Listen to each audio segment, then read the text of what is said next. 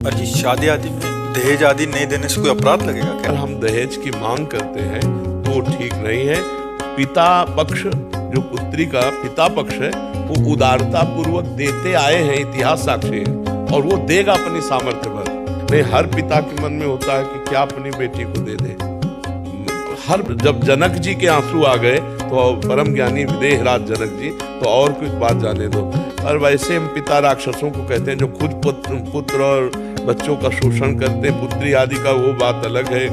मतलब ऐसे जो हमारे सामने उदाहरण आए उनकी बात अलग है। नहीं तो ये हमारी सोच में ही नहीं था कि पिता के द्वारा भला बच्चों के साथ ऐसा कैसे हो सकता है, अपने बच्चों के साथ।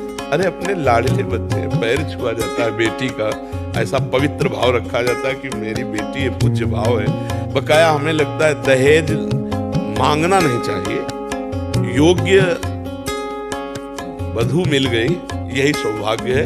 और वधू पक्ष खुद देता है, अपनी जान भर सब देते हैं, सबकी इच्छा होती है कि मैं दूं, पर जब मांग होती है वो मांग मुझे लगता है ठीक नहीं। ये दहेज बहुत हानिकारक है, समाज में कुप्रथा समझो जो बहुत हानिकारक। अब मान लो एक किसान आदमी है, अब उससे कहा जाए कि 10-20 लाख रुपया, 10-20 लाख ही बहुत है किसान के लिए, क्योंकि वो एक खेती करने वाला आदमी जितने रुपए आएंगे गेहूं बेच के आएंगे, उसी में खाद है, उसी में पानी, उसी में परिवार का भोजन, उसी में परिवार की पढ़ाई और वस्त्र। अब वो उससे आप 20 लाख 25 लाख मांगो तो वो या तो खेती धरेगा और या फिर सोचेगा निपटाने की, कहां से 25 लाख नहीं। तो ये कुप्रथा जो है ये बच्चियों के प्रति अनादर बहुत जोर का कर रही है। अच्छा, कुछ दुष्ट ऐसे हैं जो दुष्ट हैं, हमारी दृष्टि में वो दुष्ट हैं, जो बहुओं को टार्चर करते हैं। तुम्हारे पिता ने दहेज नहीं दिया, केवल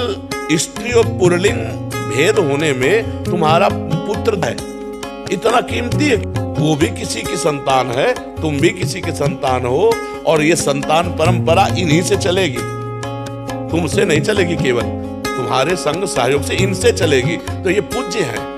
अगर ये आ गए धर्म पूर्वक हमारे घर को संभालने, इससे बड़ी और उपलब्धि क्या है? ये जो मांगना है पैसा, ये बिल्कुल। अब बहुओं को जो टार्चर करना है कि तुम्हारे पिता कह रहे थे कार देंगे, पिता की कार से चलने के लिए उत्साहित हो, अरे कमाओ, अपने बल से खरीदो, बहू को भी बैठा के घुमाओ। है उसने बेटी दी है, वो अपना सब कुछ देने के लिए तैयार ही है, जो कुछ पुण्य पुण्य है वो देते हैं, गरीब से गरीब आदमी देते हैं। हमने देखा है गांव के, वो कर्जा लेके करते हैं, कर्जा ले करके बर्तन भाड़े वस्तु देते हैं। अब उनसे कहो तुम कार दो, अब जिंदगी में साइकिल नहीं खरीद पाए, ब्याह में चल हाँ, बहुत से परिवार ऐसे भी सामने आ रहे हैं महाराज जी जो एकदम मना कर रहे हैं कि नहीं, हमें आपकी बेटी मिल गई। बहुत धन्यवाद, बहुत धन्यवाद। और हम कह रहे हैं कि भगवान उनका मंगल करेंगे, ये हम कह रहे हैं। रुपए से मंगल नहीं होता।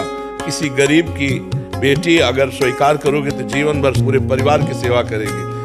पढ़ना लिखना भी चाहिए, बच्चियों को पढ़ाना लिखाना चाहिए, नहीं तो ये अत्याचार जो करते हैं ना, उनको सही उत्तर पूरे परिवार की धज्जियां उड़ जाती हैं।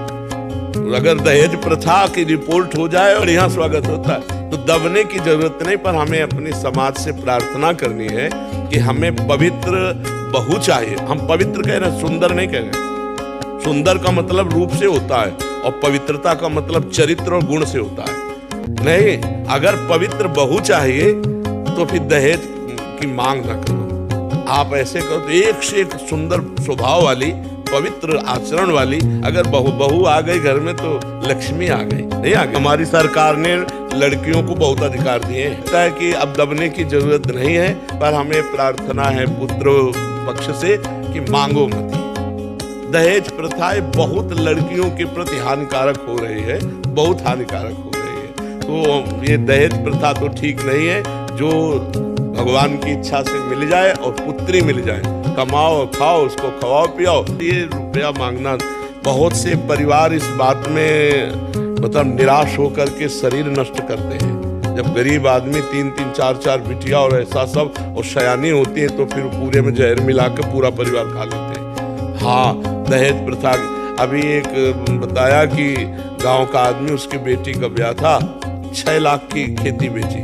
अब कितनी होगी वहां, तो बहुत कम पैसों अब बेच कर बेटी का ब्याह कर दिया। अब लेबरी करके बुढ़ापे में क्या कैसे जिएगा?